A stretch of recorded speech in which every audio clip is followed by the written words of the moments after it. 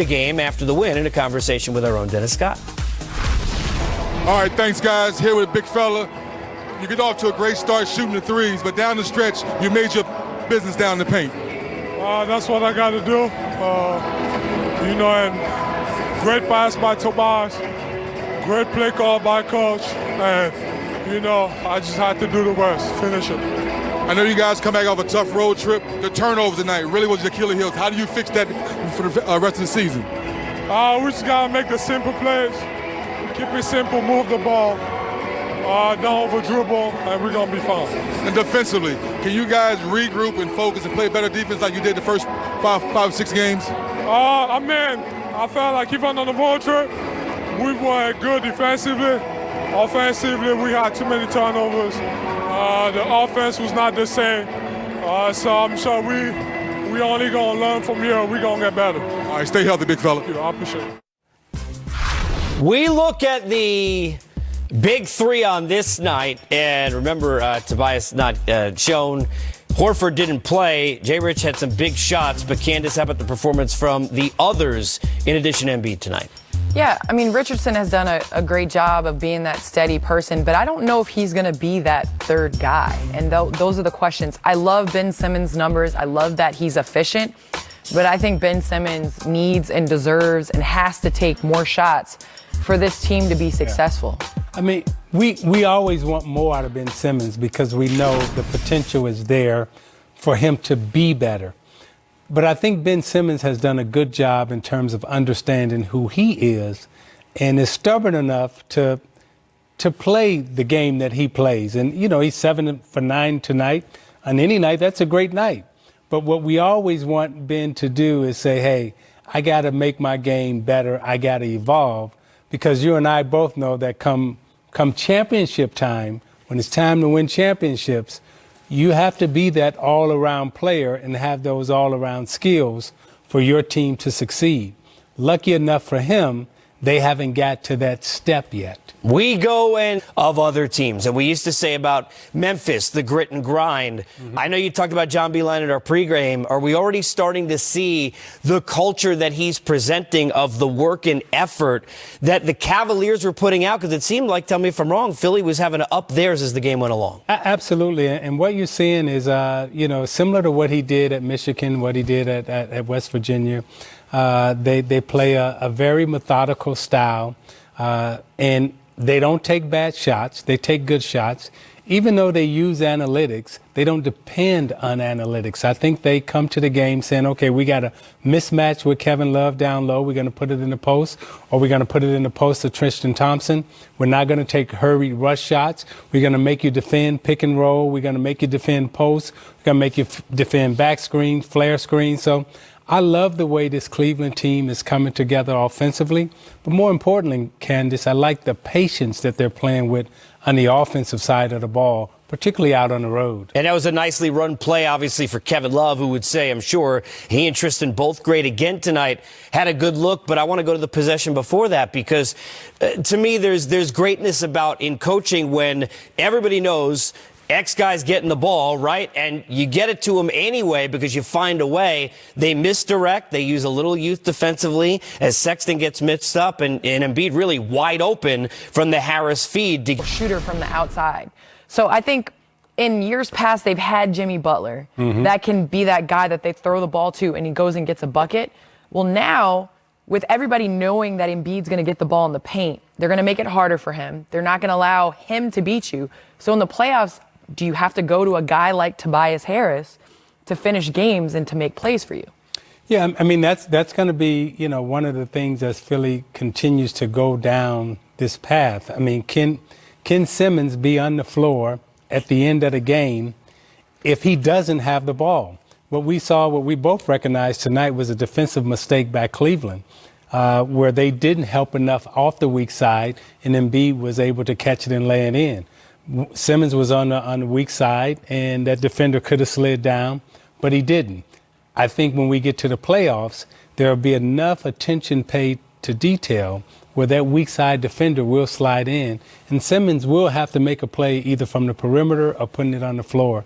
But that's definitely something to watch and look for. And I think just to add to that quickly, Zeke, Horford, who we didn't see tonight, You go to those years in Boston, we saw it even last year in the playoffs.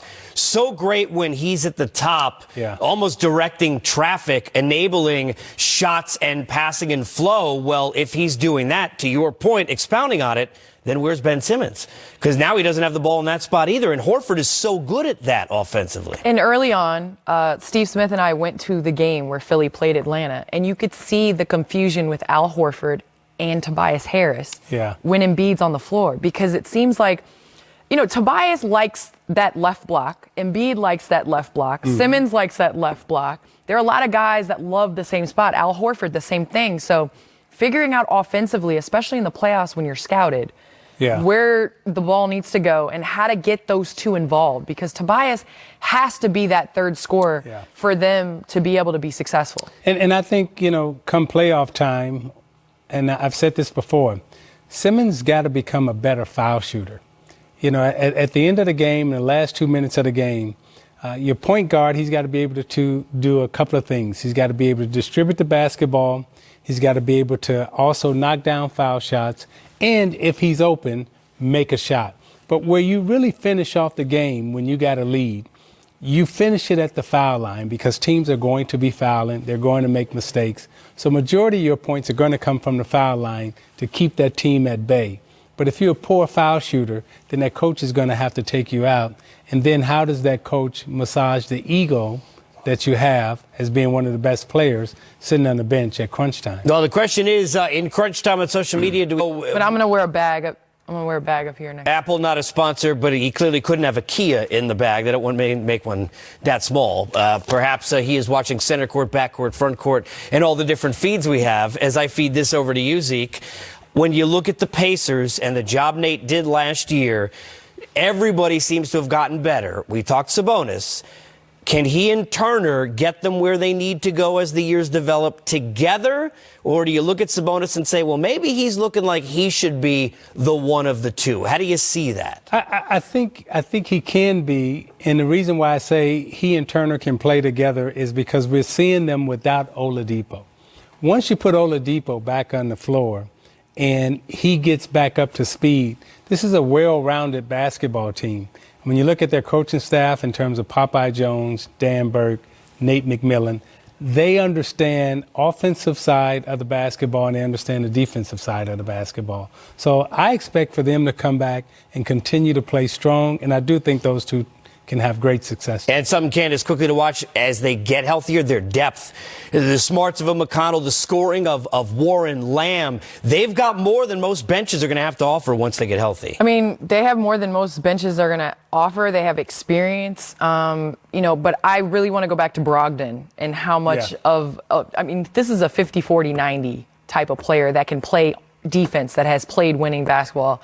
I'm a firm believer in having that on your roster if you're building anything. And then you put him with Oladipo, it's going to be special. Yeah, a lot of basketball IQ and IQ in general there. Speaking of IQ, we give you information about what's in the purse. Maybe 60. And now looking to follow up with hopefully not just a great performance individually, but a win this time around. The Kings hoping to stop Ian CJ from doing just that, as we're not stopping our own duo of games tonight, which began with a good one, real good one in Philadelphia. The Cavs looking for 3 straight on the road. Oh, so close for the Fightin' Beelines. We bring you center court, Casey Stern, Candace Parker, the Hall of Famer Isaiah Thomas. And let's go to the final. Similar to what he did at Michigan, what he did at West Virginia, they play a very methodical style, and they don't take bad shots. They take good shots.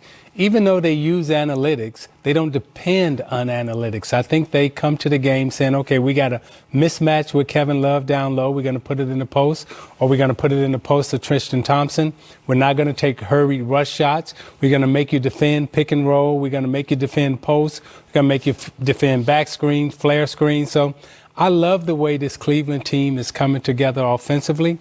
But more importantly, Candace, I like the patience that they're playing with on the offensive side of the ball, particularly out on the road. And that was a nicely run play, obviously, for Kevin Love, who would say, I'm sure, he and Tristan both great again tonight. Had a good look, but I want to go to the possession before that because, to me, there's greatness about in coaching when everybody knows X guy's getting the ball, right? And you get it to him anyway because you find a way. They misdirect. They use a little youth defensively as Sexton gets